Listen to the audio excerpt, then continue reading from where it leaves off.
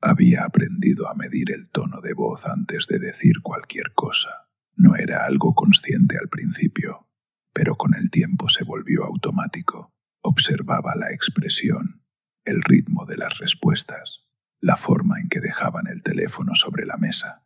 Pequeñas cosas que antes no significaban nada y que ahora parecían contener información precisa sobre lo que vendría después.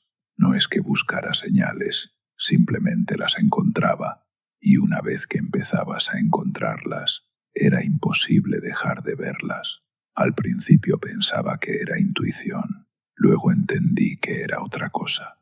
Era un sistema de alerta que se activaba solo, sin permiso. Cada vez que algo cambiaba mínimamente en la forma en que alguien te miraba o te hablaba, un mensaje que tardaba 3 minutos más de lo normal en llegar, una risa que sonaba distinta, una conversación que terminaba un poco antes de lo esperado.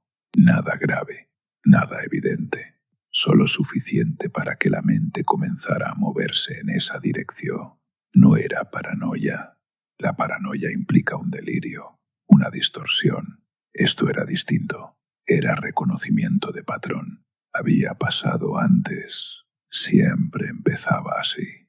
Siempre había un momento en que las cosas estaban bien y luego, sin transición visible, dejaban de estarlo. Y en el medio no había nada. Ninguna pelea, ninguna razón clara. Solo un cambio de temperatura que nadie nombraba, pero que todos podían sentir.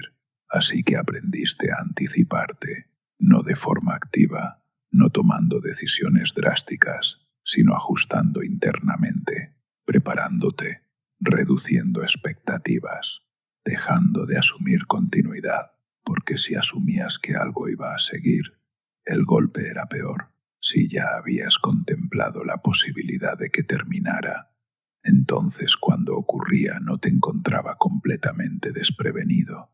No es que doliera menos, simplemente dolía de una forma más manejable. Y ahí estaba el problema, porque esa preparación, ese ajuste interno, cambiaba la forma en que te comportabas. No de golpe, no de manera obvia, pero sí lo suficiente. Te volvías más cuidadoso con las palabras, más medido en las reacciones, menos disponible emocionalmente, no por frialdad, sino por protección. Y esa protección, aunque necesaria, creaba exactamente la distancia que temías, la distancia que confirmaba lo que habías anticipado. Así que el miedo generaba la conducta que generaba el resultado que confirmaba el miedo. Lo peor no era la posibilidad de que se fueran, lo peor era no saber cuándo, porque si supieras, podrías prepararte, podrías cerrar internamente antes de que ocurriera, pero no sabías, y esa incertidumbre te mantenía en un estado permanente de semipreparación, nunca completamente relajado, nunca completamente entregado, siempre con una parte de ti vigilando, evaluando, midiendo la distancia entre lo que decían y lo que hacían, entre lo que prometían y lo que cumplían. Y lo hacías tan bien que ya ni siquiera lo notabas. Se había vuelto parte de tu forma de relacionarte, una segunda naturaleza: observar, interpretar, anticipar, ajustar, todo sin pensar, todo en piloto automático, hasta que un día alguien te preguntaba por qué parecías distante y no sabías qué responder, porque no te sentías distante, te sentías exactamente como siempre, pero claro, siempre había incluido esa vigilancia, esa preparación, esa distancia preventiva que mantenías sin ser completamente consciente de ella. Intentabas explicarlo y no podías, porque poner en palabras ese mecanismo lo hacía sonar irracional, y tal vez lo era. Tal vez todo esto era solo un conjunto de suposiciones basadas en experiencias pasadas que no tenían por qué repetirse. Tal vez esta vez era distinto, tal vez esta persona no se iba a ir, tal vez podías relajarte, tal vez podías confiar, pero entonces recordabas que ya habías pensado eso antes, que ya habías bajado la guardia antes, y que cada vez que lo hacías, Cada vez que decidías creer que esta vez era diferente, terminaba ocurriendo lo mismo. No de la misma forma, no con las mismas palabras, pero sí con el mismo resultado. Alguien que estaba dejaba de estar. Alguien que decía que no se iría se iba. Y no importaba cuánto te habían asegurado que no pasaría, pasaba. Así que la confianza se volvía un riesgo que no podías permitirte, no porque no quisieras confiar, sino porque confiar significaba volver a quedar expuesto, volver a experimentar esa sorpresa brutal, cuando alguien en quien creías simplemente dejaba de aparecer. Y la sorpresa era peor que el dolor, porque el dolor podías procesarlo, pero la sorpresa te dejaba sin herramientas, te dejaba completamente vulnerable.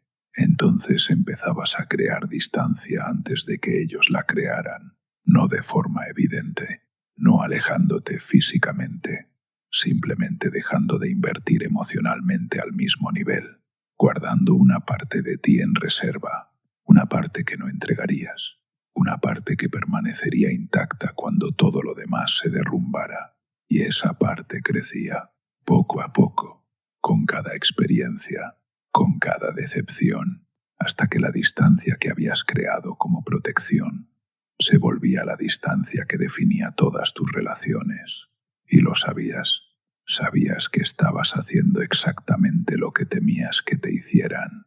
Sabías que te estabas yendo emocionalmente antes de que ellos tuvieran la oportunidad de irse, pero no podías evitarlo, porque la alternativa era quedarte completamente presente, completamente abierto, completamente confiado y arriesgarte a que te destrozaran otra vez, y no estabas seguro de poder soportarlo otra vez. Así que vivías en ese espacio intermedio, completamente dentro ni completamente fuera, ni totalmente presente, ni totalmente ausente, suficientemente cerca para que pareciera real, suficientemente lejos para que no te destruyera cuando terminara, y funcionaba, más o menos, hasta que alguien te preguntaba por qué nunca parecías del todo ahí, y no tenías respuesta, porque estabas ahí, solo que una parte de ti ya se había ido, la parte que había aprendido que quedarse completo era demasiado peligroso,